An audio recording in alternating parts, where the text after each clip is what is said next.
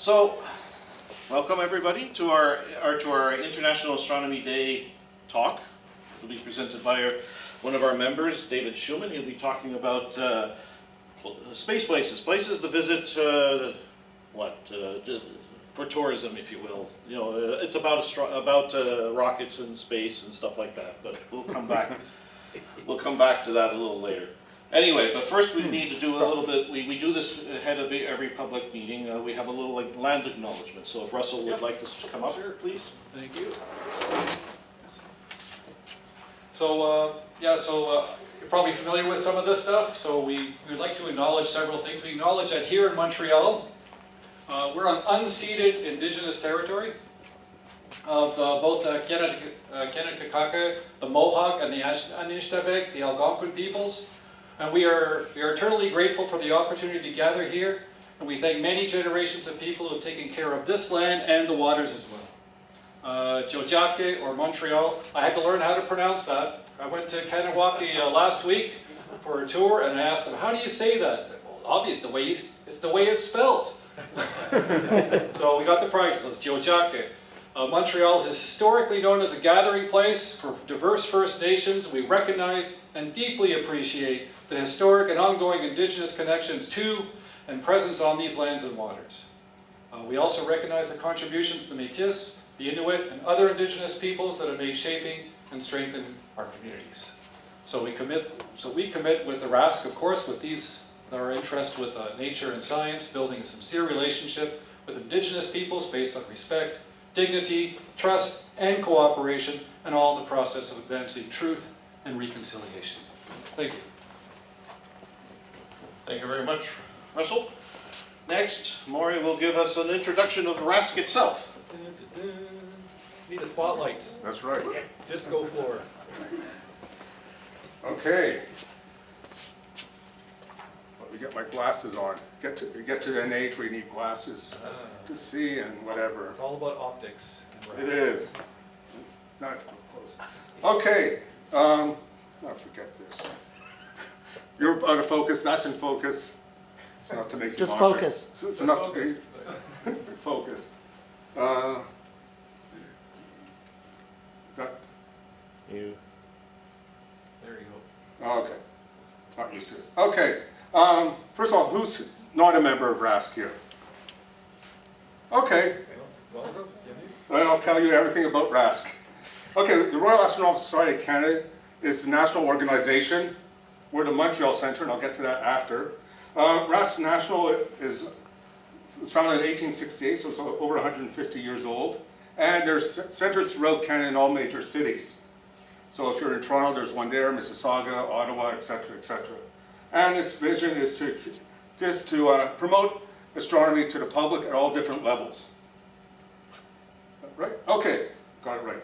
Okay, the Montreal Centre, which is we're here, we're just over 100 years old, and we're made up of about 170, 180 members. It varies on a monthly basis.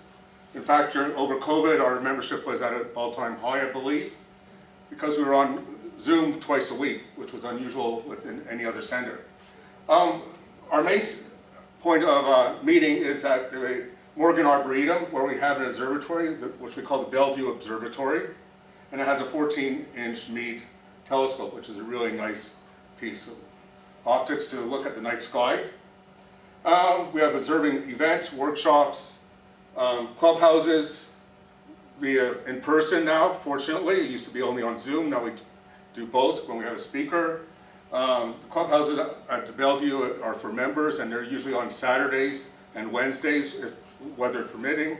Saturdays doesn't matter the weather, we just meet. If we can observe, we do. If not, we just talk astronomy or whatever. Sometimes someone gives a talk, presentation, we watch movies, drink too much coffee, eat cookies, just have a good old time. We also have a library in here in the I.K. Williamson Library, where we have talks there also, mainly in the wintertime. If you're a member, you could rent is a bad term. We lend you a telescope if you want for a short term, so you don't have to buy a telescope right away. And we have a swap sale, which is actually going to be next week, I believe. Yeah. For members, where members can bring anything astronomy related, so don't bring a toaster. And bring food. and bring food. It's going to be a Potluck. dinner. But bring anything astronomical or photographically related, where you want to sell, or if you wish to buy a new eyepiece or power supply or telescope, come by. You don't know what you're going to see. Yeah. You might go in looking for an eyepiece and walk out with a telescope without an eyepiece. Who knows? But you'll have a good time. That I can guarantee you. We have a newsletter called Skyward. Our editor is in the back hiding under a mask. Gerald does an incredible presentation. And any member or even non-member who wants to contribute an article, get in touch with us. And Gerald, I'm sure, would be happy to accept anything. It could be an article on astronomy, artwork related to astronomy. Any content is welcome. We have public events like this one, talks, star parties, and also outreach, where we go to schools, groups, libraries. Russell's in charge of some of that, along with Karim, who's not here right now. So we're quite active in the community. Whoops, wrong way. Our next public event is a really great event. I urge you all to go there. It's called Astrofest. It's at the Rio Tinto Planetarium. It's an incredible event. I think this will be, what, our third or fourth year there? Third year, right? It's amazing. If you don't know the planetarium, it's near the Botanical Gardens, the Echo Museum, all in that area, near Pinuf and Hochelaga, I think it is.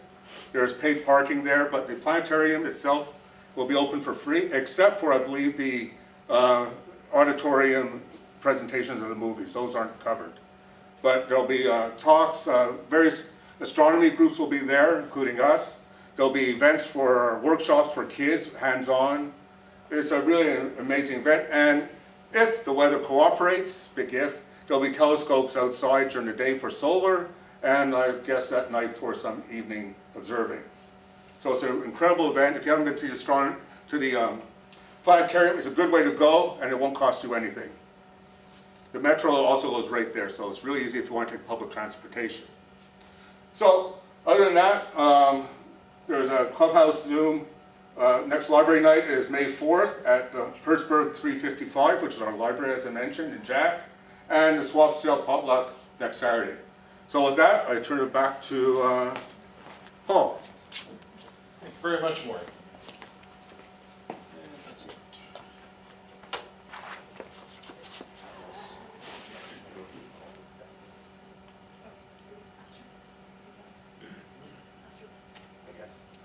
So, tonight's speaker, David Shuman. He's an amateur astronomer from pretty well all his life. If you want to know about rockets, space stations, whatever, he's the man to go to. So I now turn over the floor to him. Thank you, Paul.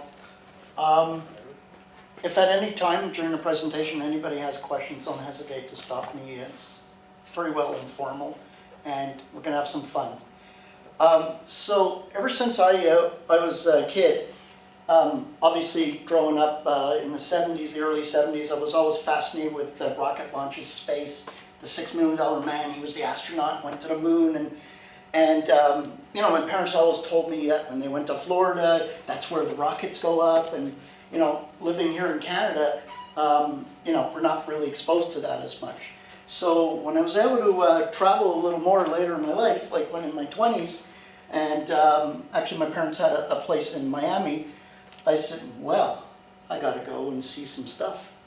And that's what essentially ended up like a lifelong quest to go to space places and add to my quote-unquote collection of visiting places. So I've been from Florida to California. I've gone to Mauna Kea in Hawaii, and I've gone to all these places, and we have some great things here in Montreal as well, I'll talk about, because we're not exactly a not space place. Montreal is very much involved in the aerospace industry. There's no special order. Many of the travels I'm about to talk about are in the United States for obvious reasons, but I wanted to make this talk accessible for road trips with families, and so that if you do have a hankering to go, let's say, to Florida, there's a lot of things you can see. And if you take a road trip down to Florida, there's a lot of places you can stop on the way, as we'll see, that are space places, okay? And I'll tell you what I mean exactly by space place. Will you always be able to see a launch going up? No, that's not realistic. And I've been, let's just say I have painful experiences of going to hotels and paying double the price because there was a launch of a shuttle the next day. And of course, there was a valve. Like Paul says, it's always a valve. I went with Paul one year. We drove from South Carolina to Titusville to see the shuttle, and it was scrubbed because of a valve. And I was one of the unlucky or lucky ones in 1993 to actually see 2 space shuttles that were scrubbed with only 2 of the engines lighting up. And it was scrubbed literally 2 seconds before the solid motors lit. And it happened to be both in the same year, March of 1993 and August. And it was like the Columbia. And I couldn't believe that. I says, oh my God. And you know, when I first saw this thing, I said, wow, on TV it goes up much faster. Because when I was filming it with a little telescope across the Indian River, I could see the boucan, like the smoke cloud go up. And I'm like, wow, that's so slow, it's amazing. And it just didn't go up. And then we heard on the, you know, there was no internet at the time, we heard throughout the radio and that it was scrubbed literally with 2 seconds to go from the solids. So as most of you know, once those solids light like a firework, they cannot be turned off. Right? It's really powerful stuff. So anyways, I did eventually get to see a couple of rocket launches, and that made me want to see even more. It's really addictive. So without any further ado, we will start on our journey. So I'd have to say that if I tell most people or ask most people in Central Florida, what is the most magical place on earth? People are going to say, oh, it's Disney World. Huh. Well, yes, that is true, and I do love Disney World, Epcot Center, and all those fantastic places. But there's another special place, at least in my heart, and I think you'll agree with me, that the Kennedy Space Center, to me, is almost like the Vatican of space. When I say that, it is ground zero for where Americans left for space, where all the major flights to the moon and a lot of the events that happened over the past 50, 60 years have taken place historically. Yes, there is Vandenberg in California, but everything special like Apollo series, Gemini, Mercury, it all took place at the Kennedy Space Center, literally a 50-minute drive from Walt Disney World. So if you're ever in the area of Orlando or Kissimmee, yes, there's tons of fun things, Universal Studios, SeaWorld, but boy, oh boy, don't miss the Kennedy Space Center. Originally, when I started going in the early 90s, it was quite developed. There's 2 IMAX theaters, 3D on top of that, and there are actual films that were filmed on the Space Shuttle and Space Station missions. It's all full of science, and yet it's very accessible. For me, I was just in heaven, because what you see at the Kennedy Space Center is not a recreation, it's not fake, it's the real hardware. It's flight hardware, in many cases, rockets that just never were used, so they put them in the rocket garden, as you'll see. They have, just like in Disney World, they have, you know, food and souvenirs and those kind of things, so it's very touristy, but for a space geek and a space lover, wow, what more do you want than that? When I go to the gift center, I don't leave there without my credit card melting. So, I mean, seriously. So it is a private corporation that runs it, the Delaware corporation that runs the actual park. So it is professional, it is Disney-esque, I could tell you that. And I went in 2017 with Paul and Alex, our members here, to see the eclipse in South Carolina, and we took a side trip to the Kennedy Space Center, and you really, if you really want to see the whole thing, I'm not kidding, it's a good 2 to 3 days for sure, okay? And financially, it's the cheapest ticket in town, I can tell you that, for what you get.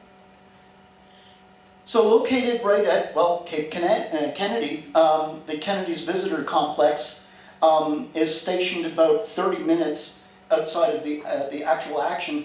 So here's the park itself and memorial.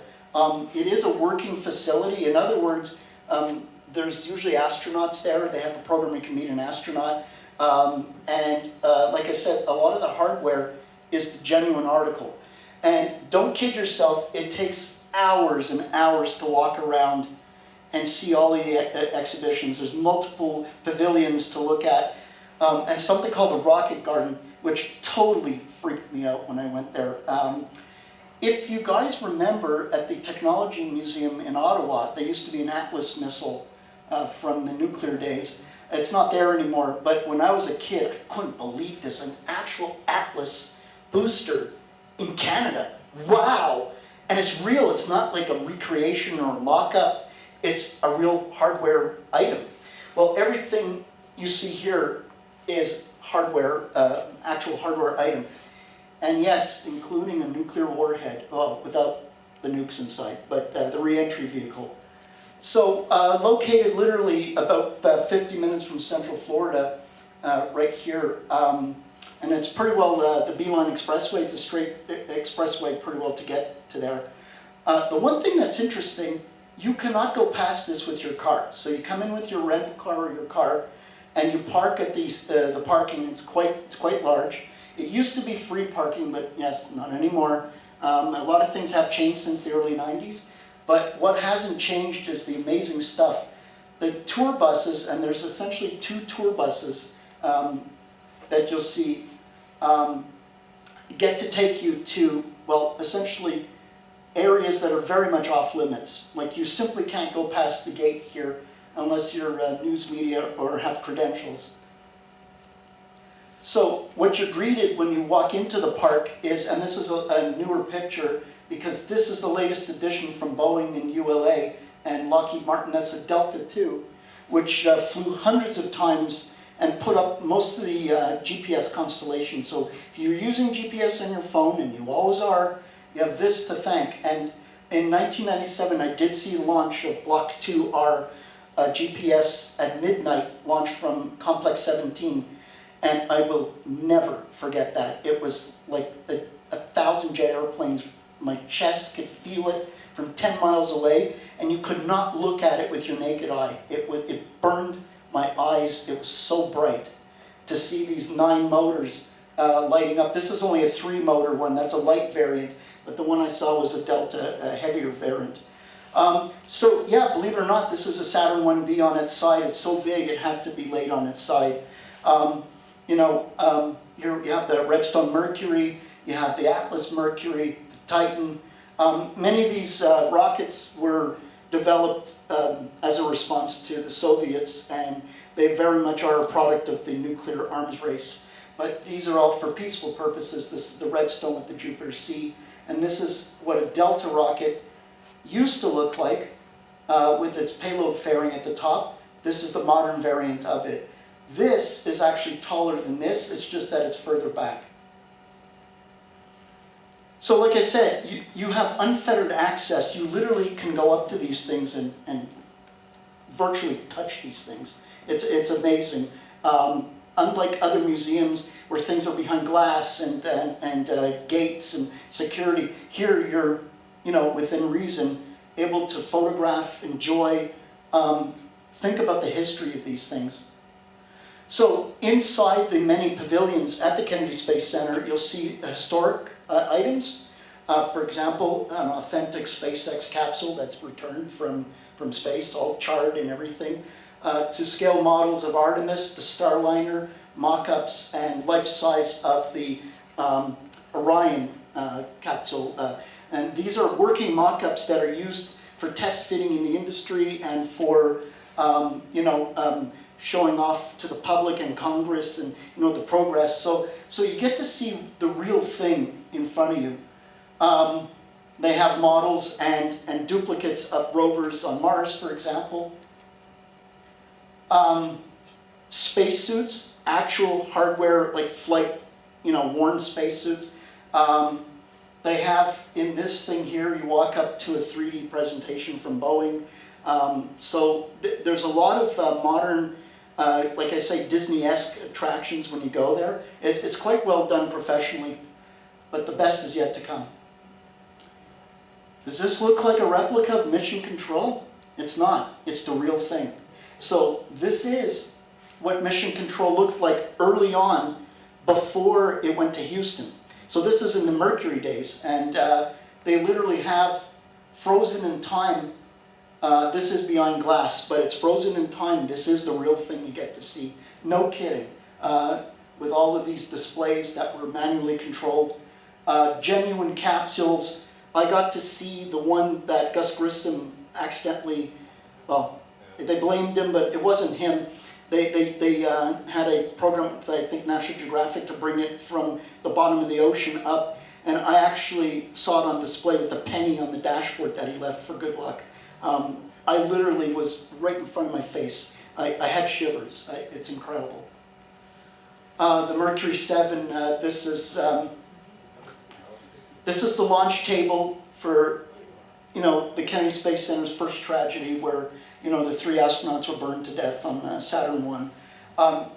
This is the real thing, and there is a plaque from filmmaker Michael Bay when they filmed Armageddon and Transformers movies. They actually put a plaque there to honor people that were killed. So it's very much a solemn place to reflect on the sacrifices made by people, but also a celebration of literally the first time that the United States went into space. And that's literally right here, ground zero.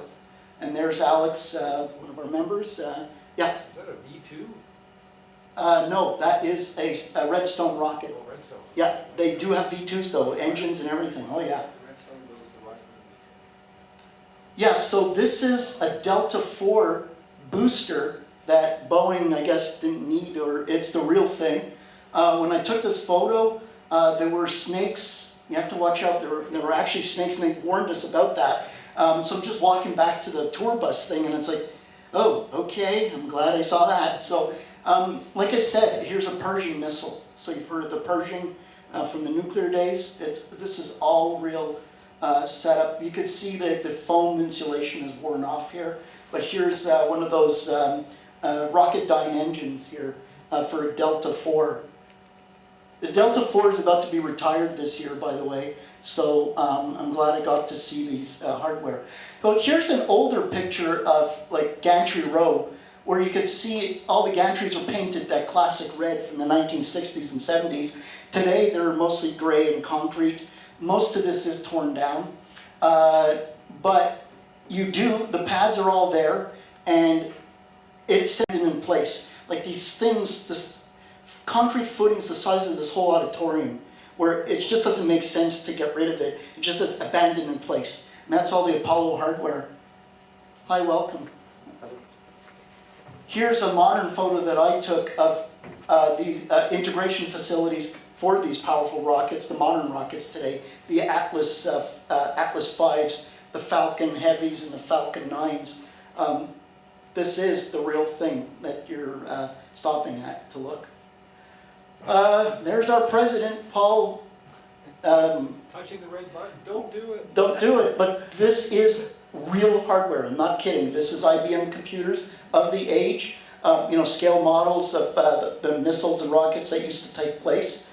They have the I Dream of Jeannie decanter and a lot of souvenirs from the 60s. And like I said, authentic hardware that was flown into space. And they do give you tours, professional tours, and most of these people are from the Air Force that give, they're volunteers, kind of like us. And it's not a commercial thing. They do this literally as a passion to keep the Air Force Station open. Hey, David, Yeah, just one note. yeah. That table, there's a little drawer to my left. In that little tiny drawer, there's cigarette butts. Yeah, And they have to replace them because people are stealing them. Oh. yeah. Like I said, this is the authentic thing. This is actually inside a bunker with a glass that's many inches thick, because at the early times when rockets would often fail on the launch pad, they had to be close to it to run it. and it wasn't in Houston or long distance, and this is what that looks like. It's really incredible. Now on to the other tour. There's two tours, the red tour and the blue tour, and if you ever get to go there, I highly recommend you pay for both of them. It is absolute worth every penny, and the last time we went, yes, we went in the firing room, and that was awesome. They were getting ready for Artemis at the time. This is the famous vehicle assembly building, at the time the second largest structure in the world, outside of the Boeing factory in Washington. This is an upper stage of the escape system for Artemis, parked right in front of the restricted areas that you get to go to. In '94, I did have press credentials to photograph the space shuttle, STS-65, and I did get permission to park my car right here, where's the press dome. And I did have some privileges at the time that the general public could not. So let's just say I was like pinching myself every 2 minutes. But this is just the Joe Public tour that you get. So look how close you get. You go inside. Not the VAB because it's working. This is Artemis. This is in 2017. They were building the tower. Here's the tower. So that's a photo of the tower, but they were assembling other parts of it. And we actually drove by on the tour bus, and they go slow. You get to see this. And in many cases, they stop. You get out of the bus for 10 minutes and just soak it all in. No kidding. Beware of alligators. Yes, I have seen them. On our trip we did. Wild boar and giant eagles. Here's the Boeing, that spy baby shuttle that they send up on the Atlas that goes around the world for 1 year at a time and comes back on a runway. Well, that's his headquarters right here, just near the VAB. We took these pictures here. So this is the way it was left from the shuttle era for launching the space shuttles. This area, part of it was being refurbished for Artemis, and which was actually used last November, of course, to launch Artemis 1. At the time, yeah, they used windows. We saw them. They were actually, we looked in a room and they actually had on the screens like windows, and I go, that's what's taking us back to the moon? Oh my God. So it is very much a real thing. You're obviously not allowed to touch any. These are historical artifacts, very historical. The view that the launch commanders would see right to Pad 39A, right now occupied by SpaceX, or Space Exploration Technologies. That's the actual name of SpaceX. This is the one where Artemis is. This is the one where SpaceX, that's 39A on long-term loan lease for SpaceX. And this is where Artemis, the one where the Challenger actually took off from. So these, in my opinion, are very sacred places. Not religiously, obviously, but for humankind's achievements. Think about what was done here. We sent human beings to another body, you know? So we couldn't get off. Why? Because there was actually a Falcon 9 rocket on the pad being fueled for what's called a static fire test. We were hoping to see it, but it happened, they don't announce it because of security reasons, so we never actually saw the engines light up, but it happened later that day, we found out. But we were having a snack at the visitor center. But yeah, this is SpaceX, and they drive you around. This is actually the flame, one of the side flame deflectors. This is the launch table for Artemis. And with the old shuttle masts, you can see here, this one's in storage. And if you do get lucky, and you would not see it this close, but you would absolutely see a Falcon 9 launch. Now the difference from when we went to today is that they launch every 2-3 days from Kennedy Space Center. If you stay in Florida for a week vacation, you're almost guaranteed to be able to see 1 or 2 launches and even landings, because they actually land there now if it doesn't land out in the ocean. Many times now they start to land back at the Kennedy Space Center. You'll hear the sonic booms. So Kennedy Space Center is an awesome place to go to. Oh yeah, just one sec. The Saturn V, yeah, yes Frank. Would you be able to see those like Fort Lauderdale, Miami, or is that too far? Yeah, it's far, but you would see the launch, but it would look like a little white dot in the sky. Was in Miami. I looked north of between Yeah, it's tiny. Still see, okay. Yeah, because it's hundreds of miles away. But if you go to Jetty Park, which is, I think, at the time in 90s or late 90s, it was $2 to get into the park. It's where people go fishing.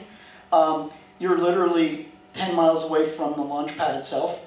And many times you'll get a great view there. And many times if you're in Kennedy Space Center and there's a launch planned, you can buy launch tickets. So they'll bus you out to a grandstand about 5 miles, not 5 miles, but a little closer than you would as a general tourist. But keep in mind, as I've learned very hard in the past, bad weather, shrimp boats, yes, one delayed a launch because there was a shrimp boat in the way, all kinds of crazy things, valves. You could have all the excitement and build up and T-0, up, hold, you know, there's a violation of the range. Oh, but I'm going back to Montreal tomorrow, my flight's tomorrow. Too bad. So when you go to these places, yes, have in mind that you could see a launch, but also have in mind that there's chances it will change. The date and time will change. At the time, I was given a phone number to call the Air Force. So every time I went from Miami, which is a 4-hour drive to Kennedy Space Center, I'd stop at what used to be called a payphone and put it in the quarter. And welcome to the U.S. Air Force. Delta 2 is scheduled for 12 o'clock tonight, you know. And sure enough, I kept stopping, going, yes, yes, yeah. And yes, I did see that launch that night and of the Delta, and it was awesome. You know how many people were with us on Jetty Park? Less than this crowd here. Why? Because it's so routine for them. And one of the guys standing next to me was just at the launch tower, a Canadian contractor that was working on the microwave antennas for the launch. Another guy was fishing for hammerheads and didn't even give a toot that they're going a satellite into space. Yeah, yeah. How loud is it? Very goddamn loud. I don't know how else to say that politely. It is like 10,000 times loud. It is awesome. You feel the vibration? Yeah, you do. Even 10 miles away at Jetty Park, I felt it going through my chest. Like it's like, not to exaggerate, it's weird because of the sound delay. You see the rocket going up and it blinds you as it goes up, especially a night launch. But when then the sound comes and it gets louder and louder and louder and louder, but by then the rocket's on its arc trajectory over the ocean, and it's just awesome. The shuttle, I was able to see 4 landings, one of them very close with press credentials, and the sonic booms are boom, boom, boom, like that, like really a double or triple sonic bang. And I actually saw the shuttle fly overhead, the silhouette, as it turned over the Atlantic to come back down to the runway. And it made a lot of noise landing because of the parachute opening up, and you could hear it. That's the weird noise it made, even though there were no engines. It still made a big ruckus. Yeah, I'm getting shivers just talking about it. It's like, but the most awesome thing is what would have been Apollo 18, 19, and 20 that were canceled by Congress. The good news for us is, well, here it is. This is real flight hardware. 5 F1 engines, 7 million pounds of thrust in total. The real deal.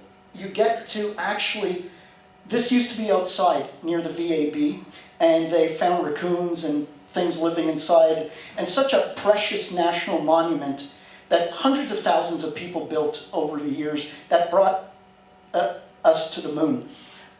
So they built an entire museum all around it, an A1 museum, and it's hanging in the air. So you get to walk underneath this thing, have lunch next to it, freak out over it.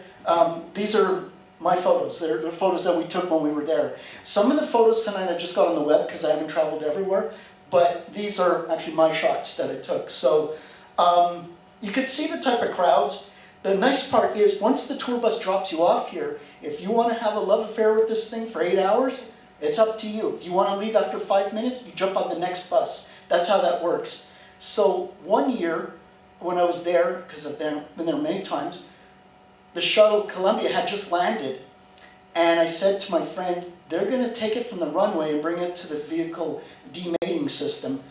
I'd like to see that, the towing of it. So we were there, right here, and we heard on the loudspeaker, shuttle STS is being,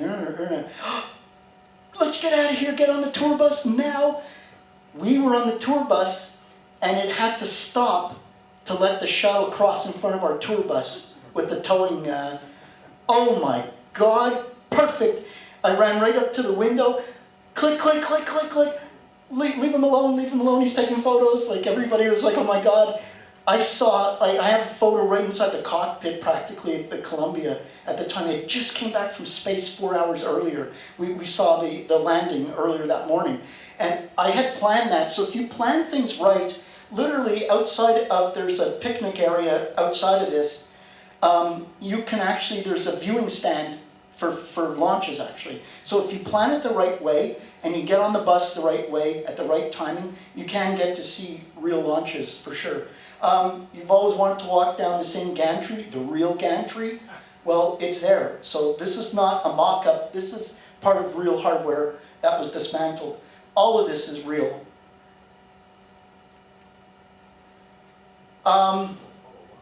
Yeah, one thing that, and I'll speed it up a little because I have quite a few slides, but one thing that startled, I think, all three of us was, you see, when I was a kid and the Challenger exploded, it was one of the most horrible, it was the Hindenburg of our time.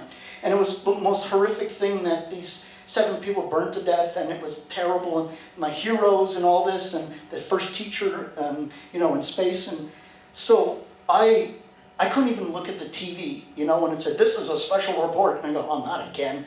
And, go for throttle up, pow. But to be face-to-face with Gus Grissom, Ed Chafee, and White, this is the real charred thing. Now, we also saw something a little later in the museum where you can actually see photos of the inside of it too. So not only do they show you, the good stuff, but you get to see some of the tragic stuff too, which I'll show you in a minute, that totally floored me. I think it's almost, should they even display this stuff? Flight hardware over the years. Apollo 14, I believe this one. Apollo 15 lunar sample. Apollo 14 capsule, I believe. These are it's the real thing. Nothing's fake here. Also, flight hardware that was either used to test or demonstrate. So, like I said, these are not recreations. These are, in many cases, boilerplate or components that were taken from one vehicle to another and just reassembled to make a museum piece. The J2 rocket motor, which we have one at the Cosmodrome in Laval, by the way, from Rocketdyne. The gantry tower on top, that Colby crane, that's on top, that's the real thing. Oh yeah, the space shuttle. So now that, at least we're a little older, that thing that used to be called the space shuttle is now in a museum. And once the shuttle was program ended, they had promised that they would make it on display for everybody to enjoy. So Kennedy Space Center has the Atlantis, Dulles Center has Discovery, and California has the Endeavour. So the one in Florida is displayed with the hatch opened up as if it's in a space mission. And I find on this second story platform, it's so accessible, you can almost touch it, but you can't for obvious reasons, but you can almost just reach out and touch it. It is so beautifully taken care of and so professionally displayed that when I first saw this, and Paul and I, and Alex, we won't tell you how you transition from the waiting area into the actual museum. It is awesome. It's Disney-esque, I tell you. I literally had tears. It was, because this is the thing that I saw land a few times, like when I was there. And this is the thing where my name was actually mentioned on that space shuttle through Discovery Channel. I had won a contest, and they said David Shuman, Côte St. Luc would like to know. And the commander of the Atlantis answered my question with the Mir space station. So I know I have a very tiny connection to this thing, but it was still historic, and being so proud of a Canadian, the Canadarm, the real thing, the real hardware is there. This is a mock-up though, but it's life-sized. Yes, these are people. So this is outside of the Atlantis Center. This is obviously the real deal. An authentic Rocketdyne R25 engine as well on display. You're so close that you see the serial number of the tiles on the shuttle. I mean, I don't know about you guys, but to me this is so historic and stuff we've seen on TV 1,000 times, but it's there in front of you. This is such a big display that it took my camera to stitch all this. So I didn't even bother cropping it. I want you to see how awesome this is at this center. One of my favorite pictures, actually. They even made sure not to clean the tiles from the last mission. They're scorched and burned and scraped exactly the way it came home on the last mission, like this. So this is really authentic here. Yeah, that famous van, the Airstream, there it is. The beanie cap for the hydrogen and oxygen refueling on top of the orange tank, there it is. Can anybody think what this thing is? And I had shivers when I saw this. Yeah, this is where 7 astronauts were killed just inches behind this glass. That's what was left of, you can even see the broken glass here. When I saw this, I knew what it was, but I couldn't believe I was looking at this. You can literally walk up right to the window. It's right here. That's the Challenger, the famous flag part that they brought out of the ocean that you saw tens of thousands of times on TV. I felt a little macabre about it, but it is important to remember that people gave their lives so that we could advance in space exploration. And even they have a memorial for the fallen Russians as well, and other people from around the world. On a good note, mock-ups of the latest hardware that you get to see. Like I said, this is a 1-to-1 scale mock-up of the stack for the shuttle. Oops. So, yes? Before we leave the Kennedy Center, you mentioned it's relatively cheap. Can you buy like a week pass, a year pass? Yes, actually, I don't know now because it's post-COVID and things have doubled in price. But in 2017, when we went there, we literally got a mission pass, and that literally was cheaper to buy it for 3 days, but we could come back into the park for up to a year. So it was an annual pass. It was cheaper to do it that way, and it cost us 150 US. That included everything except food and drink. That included all the bus tours, all the 3D movies, the IMAX, the this, the that, and you can go on, except for the bus tours, you can see everything, take your time as long as you want. The Air Force tour, which I highly recommend, the blue and the red, I believe that's the red tour, it takes you by we saw a SpaceX booster all charred that was being refurbished. You get to go by Blue Origin. At the time it was just construction cranes. And you do get out to some of the famous launch pads. The interesting thing is, I know Alex was taking pictures.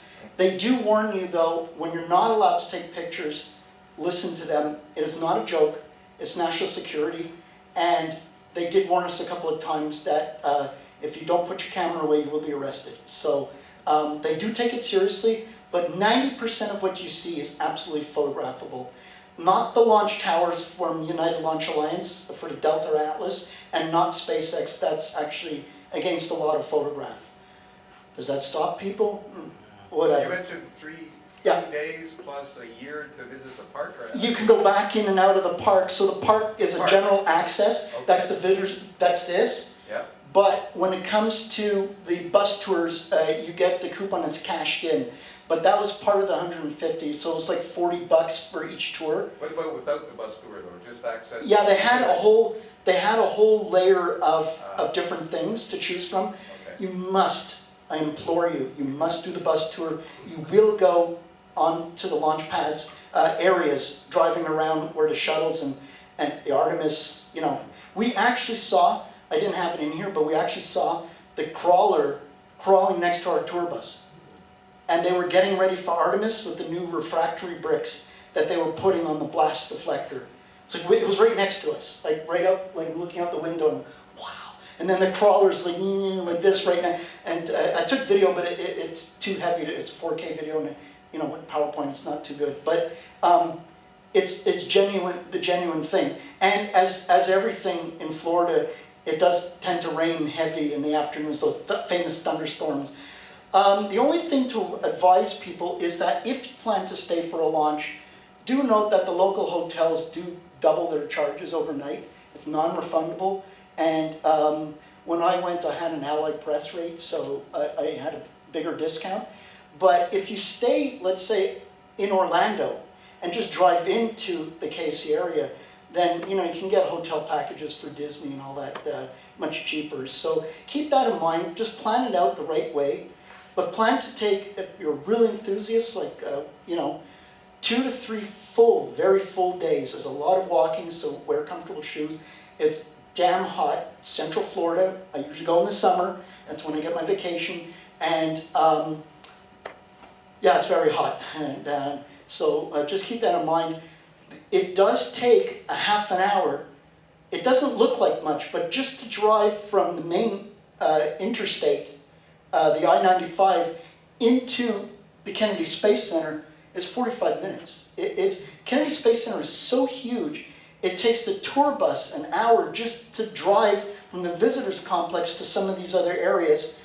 Because of, when you think about what's happening there, from that firing room to the tower is 3 miles away, not kilometers, miles. And that's as close as people are allowed, for obvious reasons, not the public though. And so it's a vast area when you think about it, and that's why it's growing there. up, it was Cape Canaveral. Yeah. Canaveral. When did it change its name to the Well, Kennedy? Well, you see, Cape Canaveral is actually the Air Force part. So the Kennedy Space Center is actually the civilian NASA part. That's on the upper part. Complex 39A, B, and soon to be Complex 41, Complex 40. They're planning to build new launch facilities for SpaceX, for the Starship. Starship already started building 2 more towers at Kennedy Space Center for the new Starship. I'll talk about that shortly. Well, a little closer to home, not far. Matter of fact, one of our members, and I'm sure some others, actually live there. Laval. Laval is a space place, the Cosmodome, built in the mid-90s, I believe. The Cosmodome is a nice place to go. It's nowhere as grandiose as Kennedy Space Center, but does have historic hardware. A lot of scale models. No, contrary to popular, this is not an actual booster, it's just a replica of an Ariane type rocket. It is pretty faithful in the height of it and the size. So it is an icon. There are many things, activities to do, and we've actually presented there in the past for the Apollo 50th anniversary. They do have an actual rocket motor from the Apollo era. Different mock-ups models. They have like film presentations and a nice gift store actually. I think it was a pretty fair little gift store. I was actually impressed. Not too expensive either, and it's not far away. Oh yeah, they have models of the space station, a replica of the Phoenix lander. I'm proud to say that Paul and I actually built that for the Canadian Space Agency. Some of you may know that. It was on display at the Cosmodome for a while, and then it was at the IMAX Telus downtown in Montreal, and now it's back at the Kennedy Space Center, the Canadian Space Agency in St. Hubert. So yeah, we actually built that. It took us a month to build it. It's a 1-to-1 scale model, and there's actually functioning lasers in here, and the whiff pick does move in the wind, I'm not kidding. So yeah, I'm proud to say that we took pictures of our own model. That was a very surreal experience. Okay, another space place. Paul and I presented a 3D movie in California, and when we were there, it was at the Palomar University, and there's something called Palomar Observatory, not too far away. So of course I had to go and take a look, and yes, there's rattlesnakes too, so you gotta be careful. This, to me, is the quintessential dome that people think of when you think of an observatory. Not the strange-looking things that they have today, and it opens and closes sideways and all. This is the slit, the classic telescope, the 200-inch telescope, the Hale telescope, the one that first took pictures of Neptune close up, and also discovered a lot of new firsts. So it's open to the public. except that when we told them that we're from the RASC in Montreal and I had my camcorder, they said, oh, you're not normal public, you come with us. So we got a private tour where the public is normally not allowed to go, but you get close enough. This is the 200-inch hail. This photo does not do justice. This is a ladder. So people actually stay in the secondary mirror in the cage. Used to. Well, yeah, used to. Now everything's digital, of course, and there's the digital package that they were upgrading when we were there. It's a photo of me with the 3D setup right behind the dome. It is, you could see the ocean from there, and what struck me was that they had that horrible forest fire just a few years earlier. So while we were driving up that mountain, and we rented a little yellow Volkswagen Beetle, we drove up the mountain. We drove through a charred wood, like desolate. I've never seen anything like that. And then all of a sudden it got green again. It became greener at the top, and you could see the Pacific Ocean from there. Okay, moving on to another space place that's literally 1 day's drive from here. As long as the turnpike in New Jersey is not blocked up. So I usually go through Pennsylvania. But you can also fly there. One of the meccas is the Smithsonian, right? Let's face it, everything is in the Smithsonian. But they don't have a Space and Air Museum at the Smithsonian. They have 2 of them. So it's double the fun. You go there, this is the one on the National Mall, right near Congress and near the White House and all that. Yeah, that thing from the Bionic Man there that he crashes, well, there it is. That's the real lifting body. This is what it looks like from the outside. It is, at the time in 2018-19, was under renovations. So half of it was closed, but I believe it's open now. And you get to see the Apollo 11 spacesuit that Neil Armstrong wore. You get to see the original Enterprise from Star Trek. You get to see flight hardware from Apollo and from all the missions. You want to see Orville Wright's first plane, you get to see it, it's there. So this is it.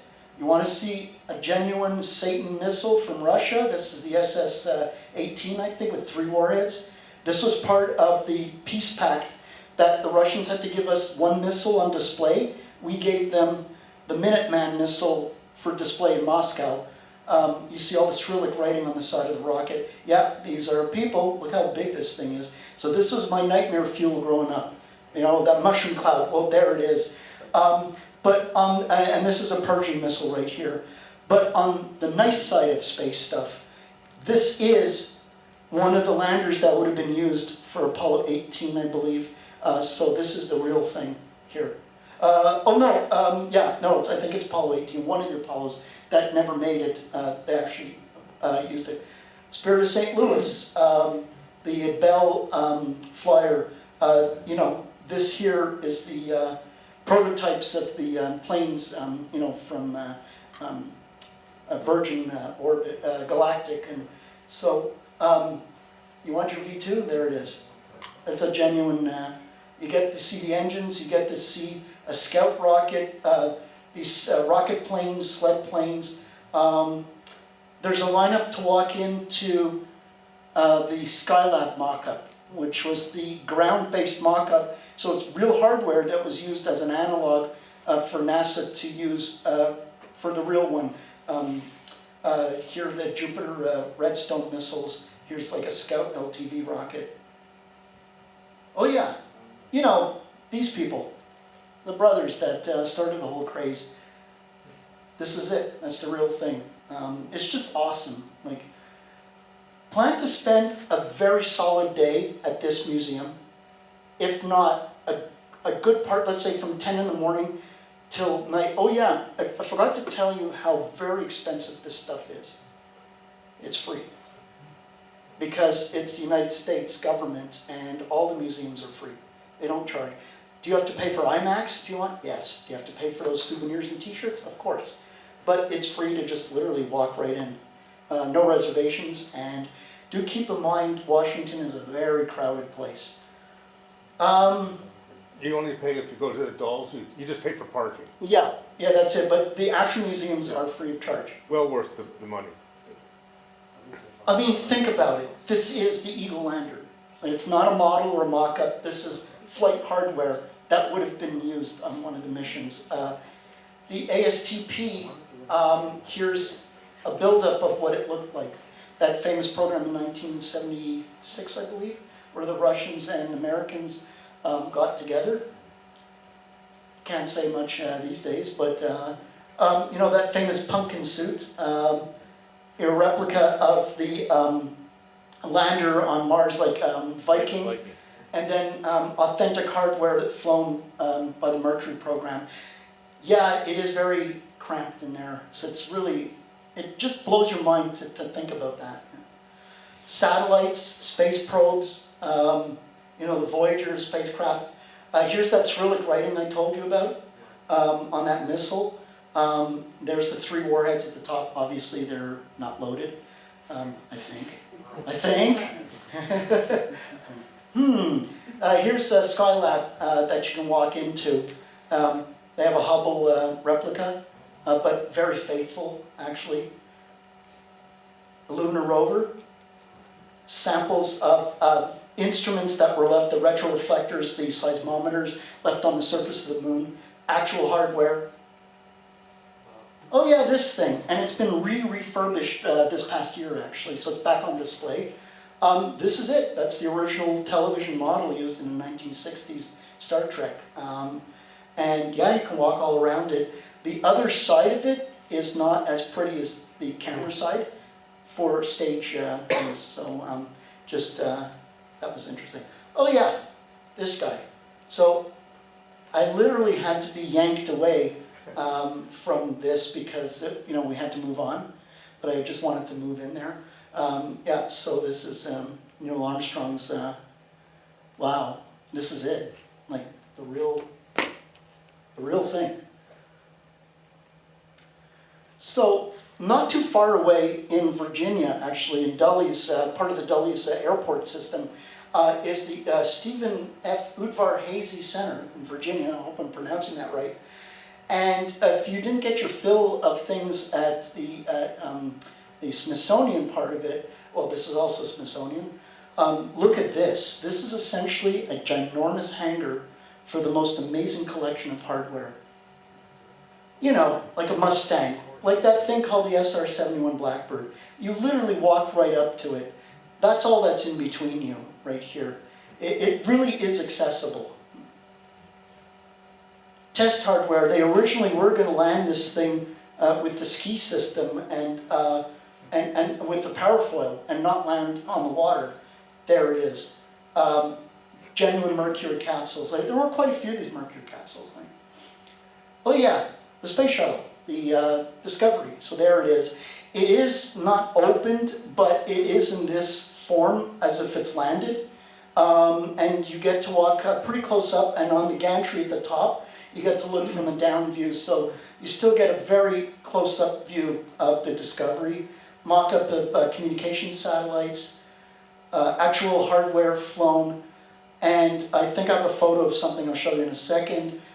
Smaller missiles and sounding rockets. Does anybody know what this thing is? It's from 1979, 77. This is the actual model. Yeah, I didn't expect that. This blew me away. It's permanently on display there. Yeah, and yes, there is a cemetery with tombstones and a Volkswagen Beetle stuck in there as a detail. No kidding, this is the real thing. My camera, even stitching it together, couldn't take in the entire thing. But to me, this is one of the thing that should give you shivers. This is the Enola Gay, and for those that don't know, this is the plane that dropped the first atomic bomb that destroyed Hiroshima. I'm sorry? I was there, my son was living in Washington, we went to all the museums. Up there is a gantry, you walk along at the top, and you see these planes hanging there, you're looking at them, you think they're little models, then you realize that they're life-size real planes. They're all real. But everything else on the floor is so big that they're real planes, but they look so small compared to everything on the floor. This is a very wide angle. It's amazing experience. Picture, like stitched picture. You actually get to sit on the gantry, like Maury said, in front of the Enola Gay, and you actually see the atomic bomb replica inside in the bomb hatch and what it would have looked like, how cramped it was in there too. Of course, that famous flight to the edge of space with that balloon, it's a Gartner, you know, where I think he jumped off, the person that jumped the highest. Okay, because there's a lot of things, I'm just moving on. So Paul and I went to Chicago one year, 2016, and to add to our collection, I had to see the Apollo 8 capsule, and that's where it is at the Museum of Science and Industry in Chicago, which is not just for space, but it's for everything. They even have a museum of a coal mine, and you can go in and take a look at what it looked like to mine coal, with the elevator and everything. Genuine flight hardware here too. This one is paid, but I find that, you know, today you go to McDonald's and it's 15 bucks for a trio. Here you spend like $20, $30 and you have memories for a lifetime. So it's worth it to me. Like, I don't know, maybe the price has increased a little, but I never look at these places and go, oh my God, that's ridiculous. Like, as a matter of fact, I usually give donations because it goes for a worthy cause in restoration. You know, more flight hardware. Another lunar lander. Whoops, sorry. You know, little mock-ups and models.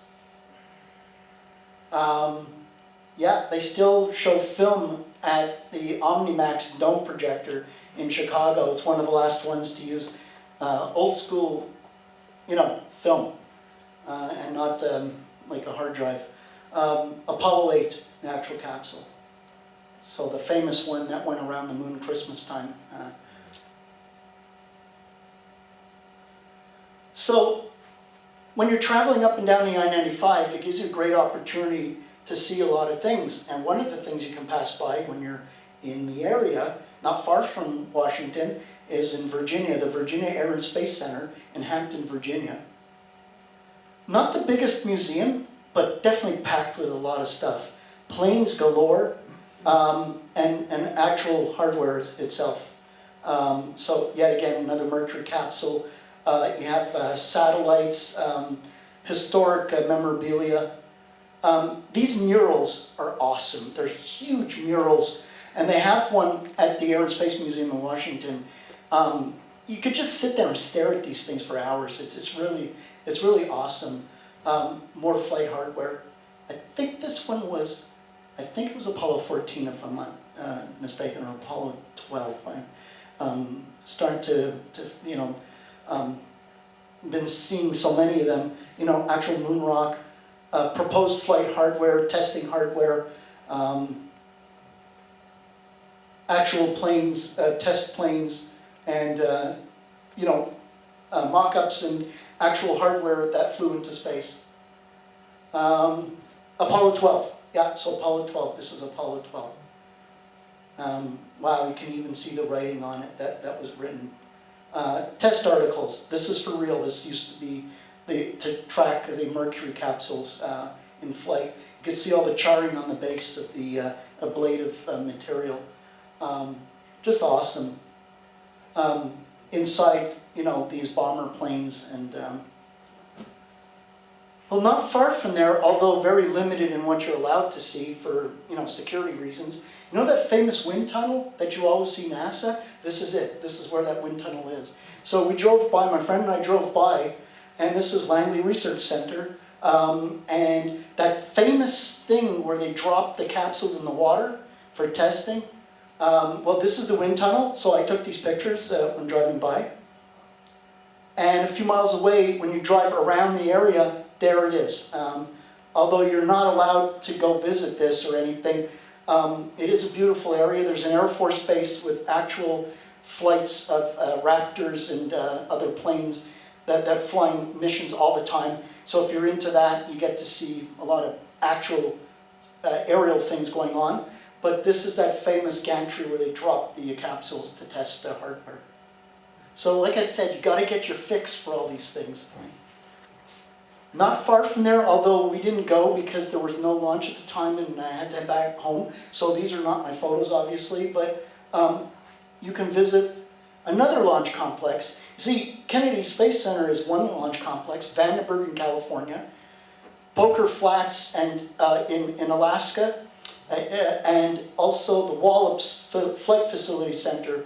These are actual working launch complexes, and they used to launch like Minuteman and Minotaur rockets here, smaller rockets, but right now they actually launch the Antares rocket to resupply the ISS. And this happens every few months. There's one coming up actually. Here it is, Orbital Sciences Corporation, this is what it looks like. But there's a new player in town, and that's Electron. And Electron's based out of New Zealand, but now they started launching the Electron rocket from Wallops, and they successfully did so a few months ago. And the cadence of launches are going to become more frequent now. Not as impressive or as big as, let's say, a Delta or an Atlas or you know, a SpaceX or whatever, but it's only a day's drive from here, and Virginia is beautiful, right? So that's one thing you can visit. Here's an example of a Minotaur rocket, which originally was developed for nuclear war, but you know, peaceful purposes. So here's the booster itself, and that's the upper stage. These are mostly missions for the Air Force and for science and universities, small sats. But this is starting to become a more serious launch complex with the Electron moving in recently. So there it is, there's the Electron from a few months ago. We could just barely be out of the range of what would be visible from the launch with the curvature, but there you go. This thing flying at night is very visible. It has 9 engines, Rutherford engines. A place that I'd like to visit this in 2024, hopefully when we go to the eclipse, and Santiago has been there, and I'm sure you can attest that it's a really nice place to go, is the Space Center Houston. You know, Houston, we have a problem and all that stuff. Well, they have a visitors complex, and look at this, an actual scale, you know, the 747 with the shuttle on top. Not the Enterprise, I'll show you the Enterprise later, I've seen that one. But yet again, flight hardware, actual hardware that you can see and get, you know, you're really up close to these things. Not to damage or touch anything, but you could just almost touch these things. Yes, they also have a Saturn V, so it's one of the other places that has a Saturn V, most of it actually. The one at the Kennedy Space Center is the most complete version of it. This is taken from some boilerplate items, but it's mainly the real thing. Absolutely it is. The other one would be in Alabama. Not too far away, a little further south, a few hours further south, a startup guy called Elon Musk started building his dream space place called Starbase, Texas. It's known as Boca Chica, but he literally renamed it Starbase and wants the city incorporated that way. It was in the news recently, but I've been following this from the very first time the shuttle dug.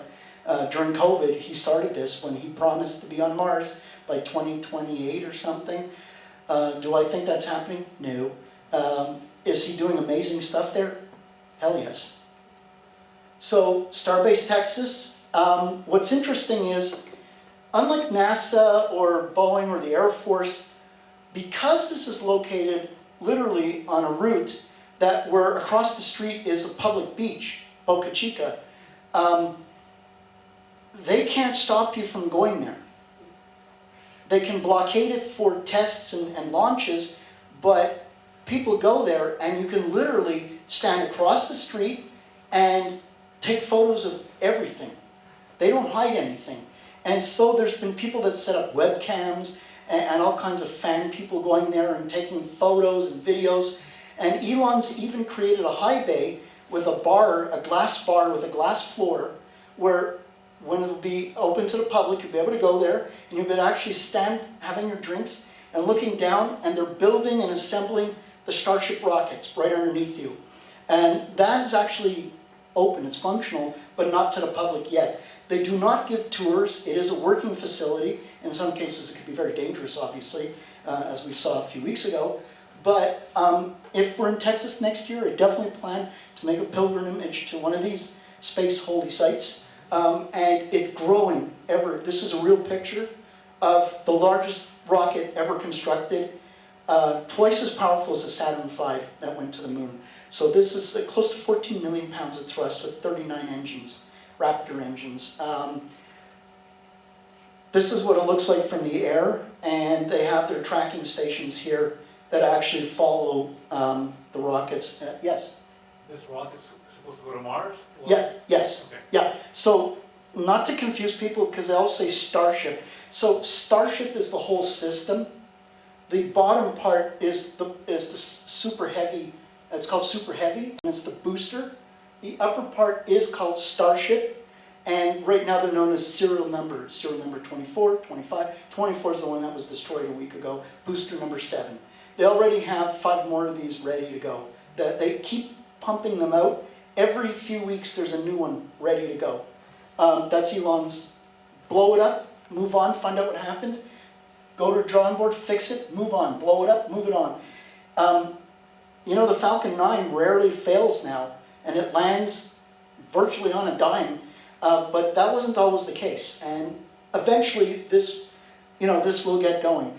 But it is located in 2 national parks from the wildlife refuge and swamplands, and right here is essentially Mexico, right? So this is where the Alamo, the road is with the Alamo and the divide between Mexico and the United States. So there is a lot of issues with environmentalists and the FAA and this and that. So is there controversy? Yeah, of course there is. Is he spending billions on this? Yes, he is. And there are tens of thousands of people who work 24/7 here. But this is a map of the area where the Starship is, where you saw this. They're built miles away here in the high bays here. And then they're actually brought out on a rolling platform and assembled with what's called Mechazilla. It's a 50-story tower with moving arms like a giant monster robot that literally pick up the booster off its rolling mount and literally sets it back down onto the launch table. And the idea is that if things go well, the booster will come back home and be caught by those 2 giant arms, be reset back down, refueled 3 hours later, put a new Starship on top, go back up 3 times a day. They're building this tower here, this whole complex, times 2 at the Kennedy Space Center right next to Complex 39 right now. As everybody knows, there's no flame trench. So that's what happened, right? This is just before it was destroyed. So 14 million pounds of thrust. I didn't bring a photo of it, but if you go online, there is the launch table, or what they call Booster Zero. It's the zero platform where everything starts. It was destroyed. So there's a crater underneath, and it's called Martite, and this is what's used in furnaces and blast furnaces. There's nothing left, to the point where the concrete was scrubbed off the rebar. There's just rebar hanging. So when he says that he's going back in a month to 2 months, that's Elon talk for maybe by Christmas or next year. And there is the FAA. So yeah, they'll probably have to build some kind of flame trench or water deluge system, which there wasn't. So yeah. Okay, California. There's a Vandenberg Air Force Base. The only problem with that is being a working military facility, and a lot of big spy satellites are launched from Vandenberg. Vandenberg is used for polar launches because the trajectory over the ocean allows for safe rocket launches to the poles, down south and up north. SpaceX has facilities. They launch here quite often for Starlink. And the Canadian 3 satellites there, RadarSat, were launched from Vandenberg. They were always launched from Vandenberg, Delta II as well. And right now, SpaceX is pretty well the only ones launching there. There was the Delta, but that's been retired. And the space shuttle, at one point, the military version of it, would have been launched from Vandenberg. So they refurbished that enclosure and used it for the Delta IV Heavy, which is no longer in service. So SpaceX is it. But in Los Angeles, they have the Endeavour, and they actually towed it through the streets of Los Angeles. You can see online pictures of this. Right now, it's also like the Discovery. It's not opened up. It's just parked like this. But the goal is to have this version stacked vertically on a hardware reel tank and solid rocket motor casings, and then they'll build a museum all around that. They're still trying to get the funding as of now, so as of right now, it's still only this way. I'd love to visit it when it's actually erect, as if it was about to take off. So in the collection of 3 remaining shuttles, you have, you know, the one that's in space, the one that's landed, and the one that should be ready to take off. So that's a really gorgeous way of having the heritage of the space shuttle program. I didn't see too much more of it. It is a small museum compared to the others. A little closer to home, Ottawa, for example, we have the Canada Aviation and Space Museum in Ottawa, and it's no slouch either. I'm very impressed with this place and spent a very long afternoon there. Unlike the Kennedy Space Center, you know, maybe you can go with a family for a day for sure, but you know, we were able to tour most of it within a couple of hours. If you go at a certain time, they don't charge you to get in because the museum is essentially closing. So you can always do it that way if you don't want to pay admission fee, but it's not expensive. But what a collection of airplanes, and not just airplanes, space stuff. Very historical Canadian airplanes, you know, World War II here, and before World War II. But actual Canadarm flight hardware, spacesuits, and all kinds of models and interactive kiosks for the whole family. One thing, I wanted to see the Enterprise because I said I'm on my collection of space shuttles, so I'm still missing the Endeavour. Hopefully you see that one day in California. But what about the Enterprise? The mock-up of the space shuttle that was famous and that flew over Montreal actually in the late 70s. Well, where's its resting place? It used to be at the Dulles Museum in Washington, but when they got the Discovery, they moved it to New York. But New York doesn't have a museum, they have a floating museum. On this thing, an authentic aircraft carrier. So you get a double whammy of fixes. You get your aircraft carrier fix, and there's all kinds of historic planes and space hardware on here. So it's not too expensive. We went in the morning, I think, when we went. You can take your time, you go through all the exhibits. It's a lot of walking, but it's all subway accessible. And it's awesome. Everything from the SR-71, the Blue Angels, you know, radar type of airplanes, Harrier jump jets, the Enterprise space shuttle, there it is. A MASH unit helicopter from the 1970s TV show, but you know, but actual like hardware, like you know, from the time. An Israeli fighter plane. You have F-16s and you know, you name it, all kinds of hardware. Just to move along, I've never been there, but it's also just a few days drive away. From Montreal, and that's the U.S. Space and Rocket Center where Werner von Braun and his team from Germany, after the war, when they came over, they were actually stationed there. And they developed the Redstone rocket for the Army, and then, you know, the rest is history. So there they also have hardware from Apollo and the space shuttle. These are like mock-ups and components taken and borrowed. Yeah, this is also Saturn 1B, authentic hardware. These are not scale models or replicas. They're one-to-one. It's the real thing. This is like 35 stories tall, or something like that. They have like the usual IMAX exhibits and you know, things that you can walk around. And the ubiquitous bus tours. I'm not too familiar because I haven't been there, but this is one of the block variants of the Saturn 1B for testing the different systems for Apollo. Oh yeah, locally here, we have a place called the Rio Tinto Planetarium, another space place. And it's really nice. They really did a good job. I miss the old Dow Planetarium because that's what I grew up with. But this is a really nice tribute to astronomy and space exploration for people of all ages. And it's very professional, very well done. It's worth the trip to go. They do have interactive presentations and like these spherical movies and things. And obviously planetarium shows. Interactive items for people of all ages, not just for kids, and of course a little coffee shop and things to walk around. and enjoy. Another thing to mention is that, and it's just opening now, although I heard it is a little pricey, is this new space station interactive adventure with VR at the old port this summer.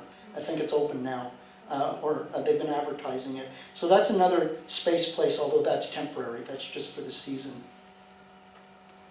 And a little further south from here, a place that is accessible for the public once in a while, I think it's in July, they make it accessible, and that's Momagantic, one of the largest observatory in the eastern seaboard, and it's no slouch. So a lot of research is done. As a matter of fact, we just had a guest speaker a few weeks ago that did some special tests here with the telescope, and it's something to be proud of because it is contributing to science. Not in these slides because it's very far away, but if you ever get a chance to go to the big island of Hawaii, don't miss the space place there, which is Mauna Kea. And you can go to the visitor center at 9,000 feet.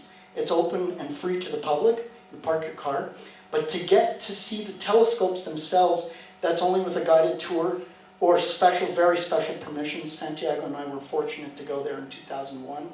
And we did get an inside tour of the Keck and Gemini and Subaru telescopes. They actually slewed the Keck for us. And I don't know about you, but I was dizzy, because I didn't know if I'm moving or the telescope. It was the telescope slewing. But we're on this gantry and there's no reference because the shutter was not open. It was in the daytime. And by the time it gets darker where they have to start doing science, we had to leave. But we were there for a good few hours for sure. That is not normal for the public. You get to go for a sunset tour with an ATV, not an ATV, but a 4x4 vehicle. And it is close to 14,000 feet up. So there could be issues with hypoxia.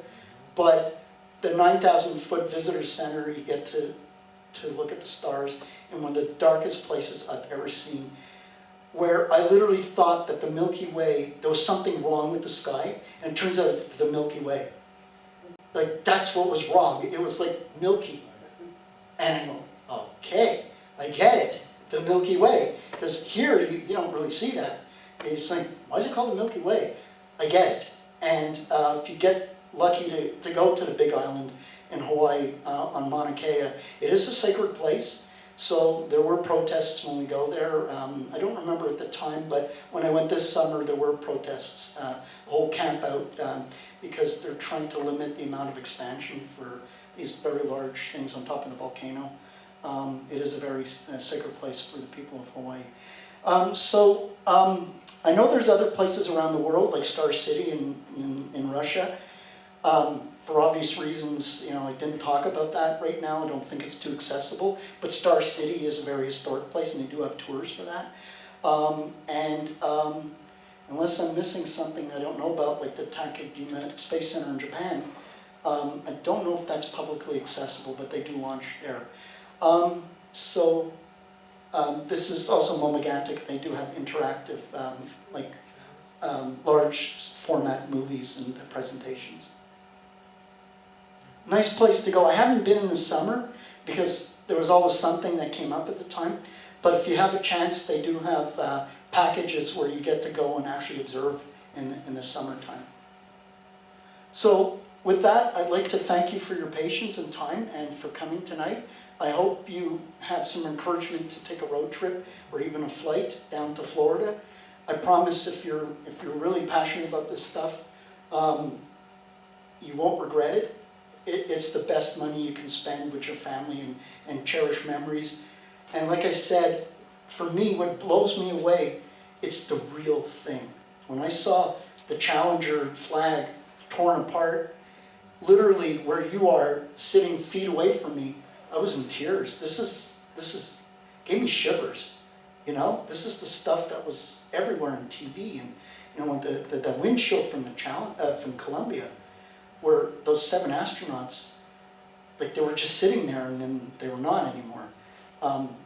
Just to see these things, to experience it. They had all their astronauts' belongings, by the way, in a separate part of the museum. Their jump flight blue suits and historical artifacts from their childhood and everything. You really get to connect with the people that lost their lives when you go to these places.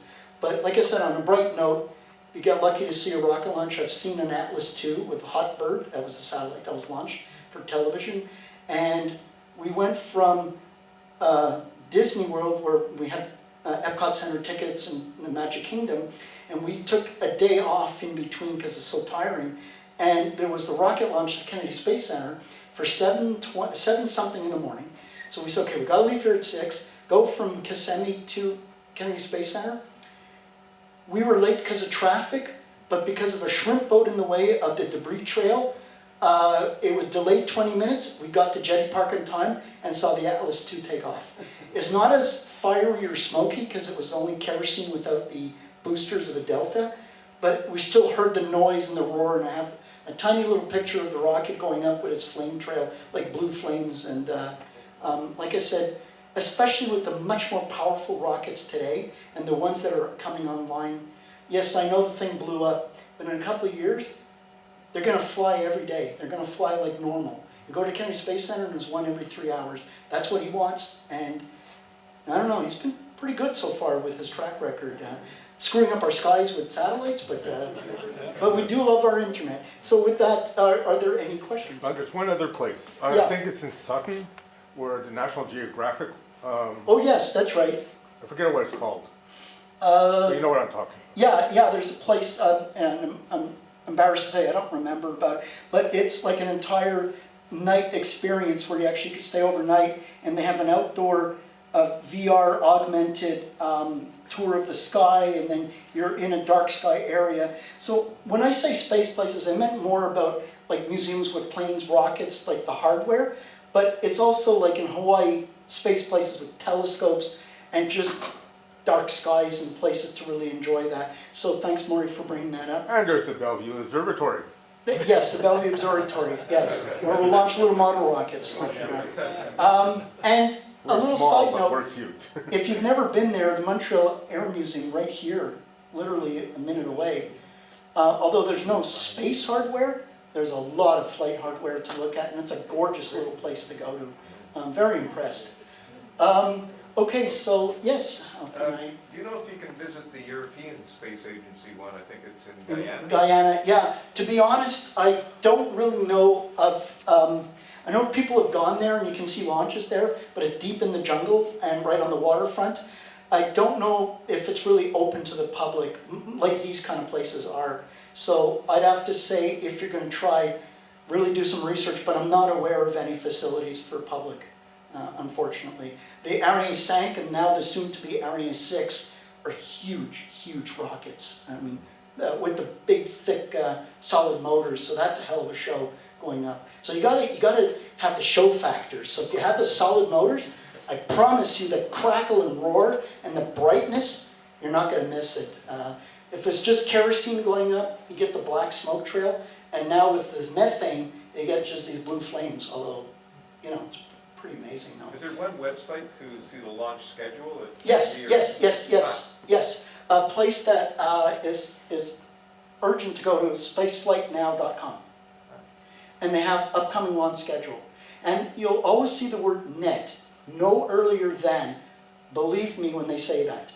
So when they say that the Vulcan Centaur, which is its first flight, supposed to take place May the 4th, NET May 4th, it's definitely not taking place May 4th because the upper stage test just blew up a few weeks ago. The Centaur exploded. So that's on hold.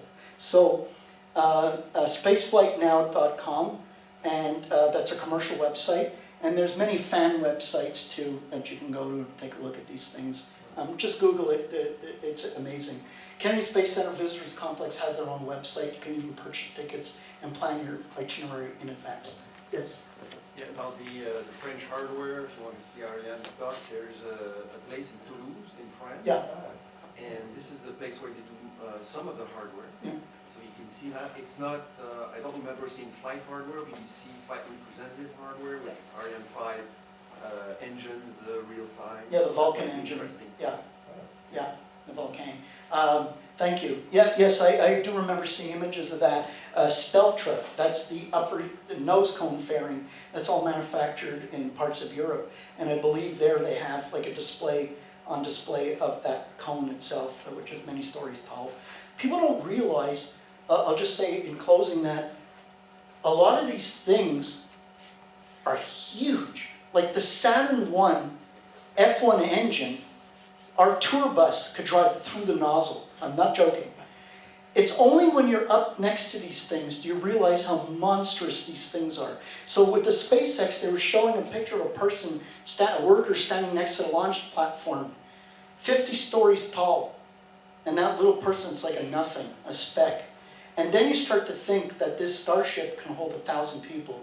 That's what it's supposed to carry in the future, 1,000 people at a time from point to point on Earth. It just blows your mind away. If there's no further questions, I thank you kindly. Yes? What are those badges? Oh, yeah. These are just souvenir badges that I got at the gift shop, one for each space shuttle. I got this in the late 90s, and they're really cool. So, visitor center, visitor's pass. It's not, it's just a decoration.